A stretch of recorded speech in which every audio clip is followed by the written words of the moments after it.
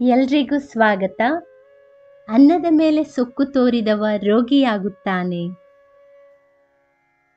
ಹೆಣ್ಣಿನ ಮೇಲೆ ಸೊಕ್ಕು ತೋರಿದವ ಬ್ರಹ್ಮಚಾರಿಯಾಗುತ್ತಾನೆ.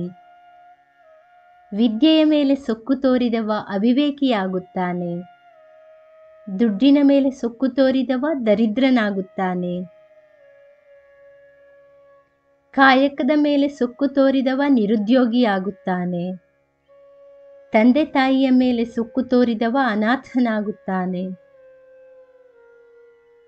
ತುಂಬಿದ ಜೇಬು 100 ಆಟ ಆಡಿಸುತ್ತದೆ, ಖಾಲಿ ಜೇಬು 100 ಪಾಠ ಕಲಿಸುತ್ತದೆ.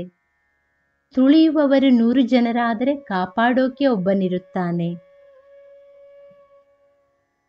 ಅಂದುಕೊಳ್ಳುವುದು ಜೀವನವಲ್ಲ, ಹೊಂದಿಕೊಳ್ಳುವುದು ಜೀವನ. ಕಷ್ಟ ಮತ್ತು ಸಮಸ್ಯೆಗಳಿಗೆ 2 ಔಷಧ, ಒಂದು ದುಡಿಮೆ, ಇನ್ನೊಂದು ತಾಳ್ಮೆ. ವೀಕ್ಷಕರೇ, ಈ ಮಾಹಿತಿ ಇಷ್ಟವಾದಲ್ಲಿ ದಯವಿಟ್ಟು ವಿಡಿಯೋನ ಲೈಕ್ ಮಾಡಿ, ಚಾನಲನ್ನು ಸಬ್ಸ್ಕ್ರೈಬ್ ಮಾಡಿ. ಕೇಳಿದ್ದಕ್ಕಾಗಿ ಧನ್ಯವಾದಗಳು. Thank you for watching.